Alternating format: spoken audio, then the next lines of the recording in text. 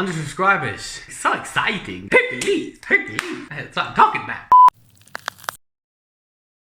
Morning YouTube, Neil here with Faceliftinteriors. First of all, we just hit 100 subscribers. It's a massive achievement for us, and I know it doesn't sound like a lot, and it's not a lot to some people, but for us it means a hell of a lot, because it means people want to come back and see more, and they're hitting that button and they're like me, huh? So thank you so much, it means the world to us. So if you haven't subscribed already, which you probably haven't because there's only 100, so for those of you that haven't subscribed, please subscribe, like and comment. If there's anything you particularly want to see, project that you're working on and you want some help with it, upholstery wise, we'll be happy to do a video or help you out. So in today's video, you see this cushion behind me, customers contacted us and they want, basically we've got to cut this down so it's not an L-shaped sofa anymore. So underneath this cushion there's a unit and it's removable, so we can just turn it into a straight sofa. So they want the cushion cut down. You can apply this to any sofa if you want. You've got an L-shaped sofa and you want to cut the cushion down, or as you can see it's top stitched, so we have to be careful when I'm picking it because we don't want to tear the fabric. To start, I'm going to be using a Stanley knife. Do you know Stanley? There's also a thing called a fabric unpicker that I'll show you as well. This is what a fabric unpicker looks like.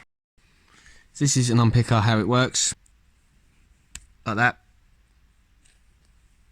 And then once you've unpicked, you can sort of pull these out. I'll show you again. You go in, cut the fabric, and then these should all pull out. With this, you've got no chance of slipping and cutting the fabric.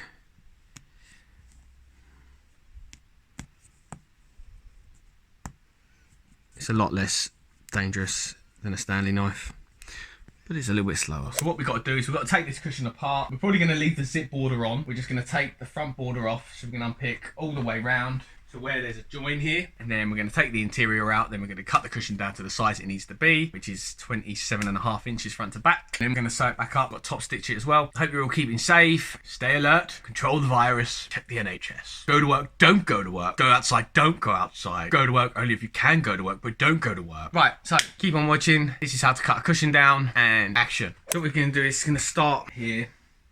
What you're probably best off doing is, see this is top stitch, so you've got a line of stitching underneath here, which is like a decorative stitch. Take a few of these out.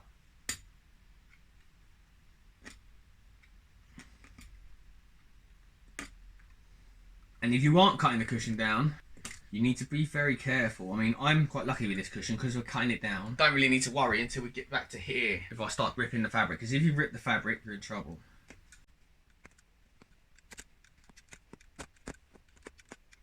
So I'm using my fingers, these three here and these two here. So this is pinching, I'm grabbing here, then I'm pulling the seam apart so you can get to the threads and just pop your knife through the threads.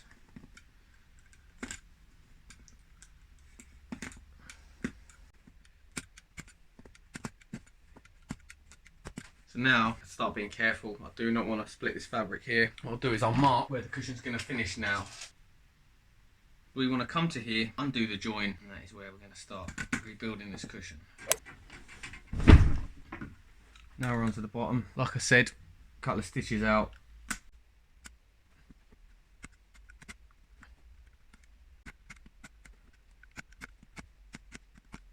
That is all the unpicking done. So now, that is the cover.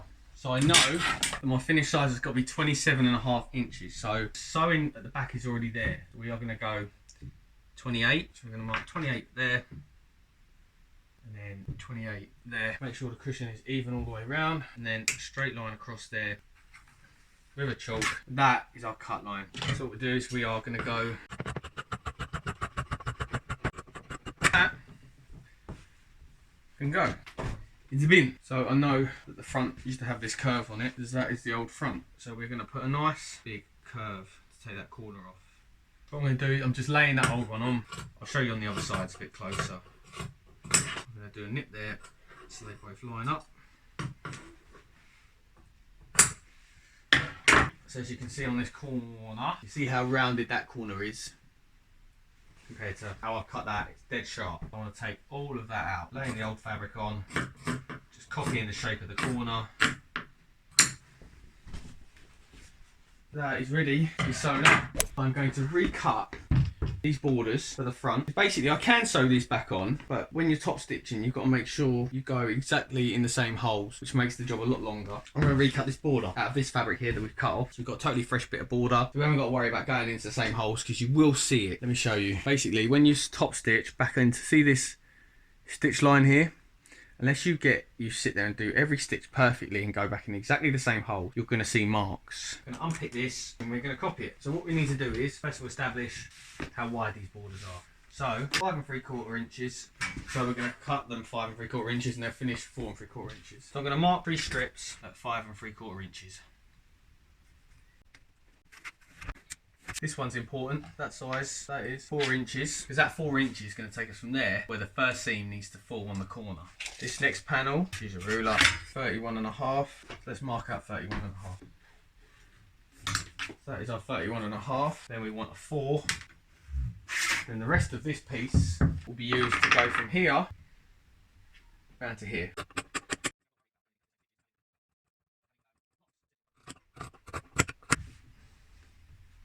Staple. So I'm going to staple that there. That goes there. And then this piece. Also important when working with velvet, make sure the pile always follows down. What we're going to do is now we're going to stitch these up, stitch these joins on, then we're going to stitch the border on, and then we will top stitch it. Join these up.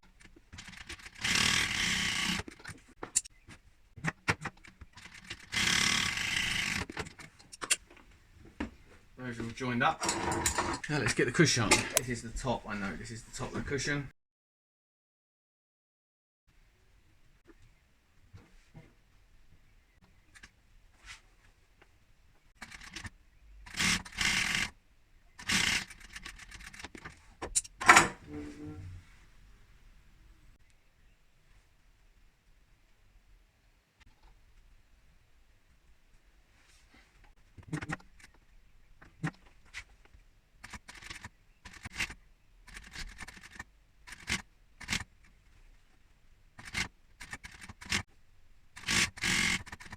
So I know that my knit there has to line up with that seam there, so I'm going to hold that there.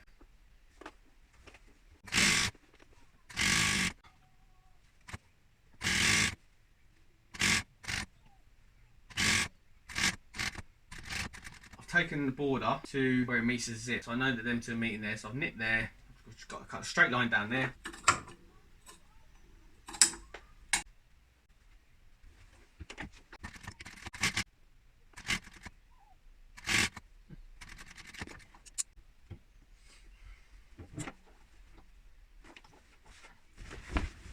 Always double check your sewing, check that you haven't pinched anywhere. So that is grand. Right guys, so what I'm doing now is I've attached all the borders. Now I'm top stitching. So what I'm doing here, as you can see, make sure my selvage is facing that way underneath. I'm using this as a guide. So my stitching stays straight.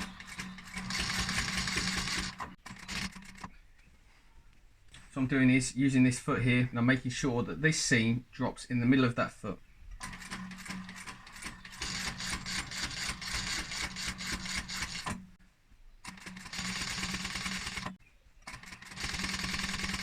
Make sure you always stay on that guide. As soon as you go a tiny fraction out, it will look crap.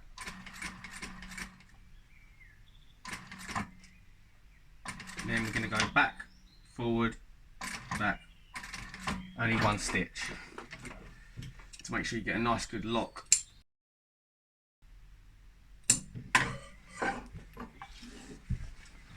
Let's take that out, have a look. That looks smashing. Right, so that's the cushion done. Oh, well, that's the cover done, shall I say. Time to adjust the interior. Right, so now cover's done, we need to do the interior. So what I'm going to do is take the interior out. Put a mark on here what we want our interior to be. Cover's 27.5, so I want the interior to be 28.5. As we've done in previous videos, always an inch bigger. That's what we're going to cut off. What I'm going to do is use my Bosch foam knife, cut straight across my blue line.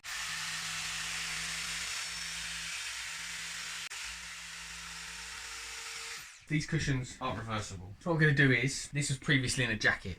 Hello. This means the foam was in that jacket. Well, let me show you. Not a great interior, to be honest. It's just full of chip foam. So what I'm going to do is get rid of that, and I'll just put a nice couple of thick layers of Dacron on top. I'm going to get the same kind of feel, and the customer will probably find it more comfortable, to be honest. So we're going to do that. We'll take this netting off. do is cut that off there, and I'll probably do 2 layers of this to get a nice puffy feel like what they had before. I'm going to use is spray glue.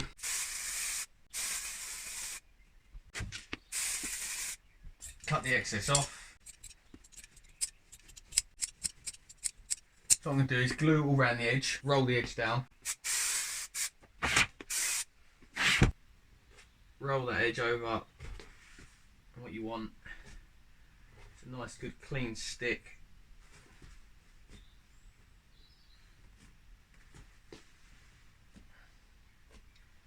Like so. So now we're going to repeat that. We've got 2 layers.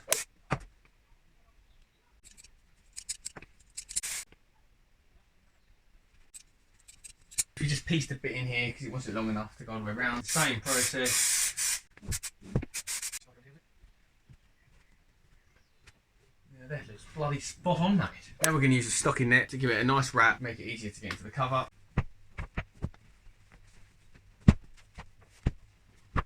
Then we're going to glue it down.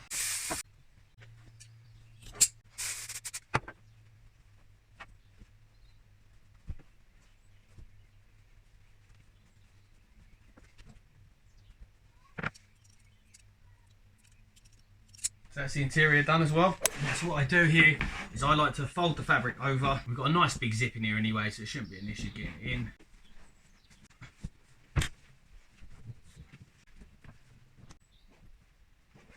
And that is how I cut down a cushion. Thanks for watching. Good night, much love. God bless.